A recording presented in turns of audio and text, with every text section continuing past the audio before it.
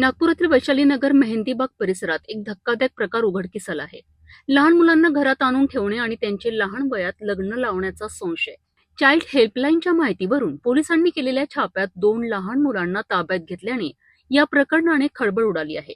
Child हेल्पलाईनकडे तक्रार आली होती की वैशाली नगरातील मेहंदीबाग परिसरात राहणारी ज्योती निलपाल नावाची महिला लहान मुलांना घरी आणून ठेवते आणि त्यांचे लग्न लावण्याचा प्रयत्न करते.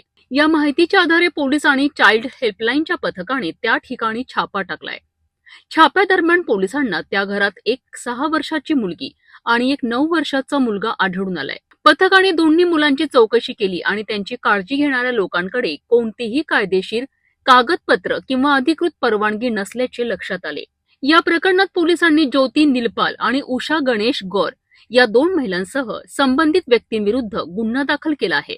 तसेच मुलीला तिथे आणून ठेवणाऱ्या व्यक्तीचे नाव राजन बर्मान असल्याची माहिती समोर आली आहे.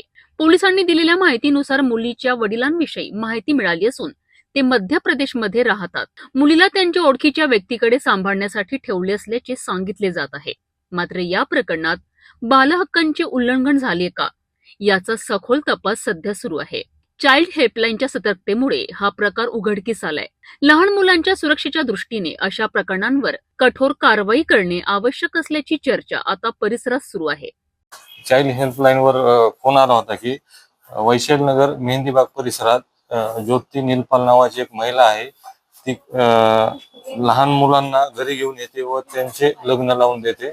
अशा माहितीवरून आम्ही सदर ठिकाणी रेड कारवाई करण्यात आली व त्या ठिकाणी एक 6 वर्षाची मुलगी व 9 वर्षाचा मुलगा आम्हाला दिसून आला. त्याच्याबद्दल त्यांच्याकडे चौकशी केली असता त्यांनी जे सांभाळ करत आहेत त्यांचे कुठलेही कायदेशीररित्या डॉक्युमेंट वगैरे त्यांच्याकडे नव्हते. त्यांचे आई वडिलांबाबतही त्यांच्याकडे कोणतीही माहिती नसल्याने आम्ही त्या 2 मुलांना ताब्यात घेऊन बाल सुधारगृहामध्ये ठेवण्यात आलेले आहे. तसेच त्या ठिकाणी असणाऱ्या 2 महिला ज्योती निलपाल, उषा गणेश गौर व त्या मुलीचे ज्या मुलीला तिथे आणून ठेवले होते त्याचे वडील राजन बर्मन यांना आपण सदर गुन्ह्यामध्ये आरोपी बनवलेला आहे. हे मुलं कुठं नागपुरात आणलेले होते आणि कोणी आणले होते त्याच्याबद्दल काय माहिती समोर आलेली आहे, काय सांगा? मुलीच्या वडिलांबद्दल माहिती मिळालेली आहे. त्याचे वडील हे मध्य प्रदेशमध्ये राहत आहेत. त्यांनी यांच्याकडे सांभाळ करण्याकरता ठेवलेले होते असे सांगत आहेत. तसेच मुलाबद्दल अजून याच्यामध्ये चौकशी चालू आहे.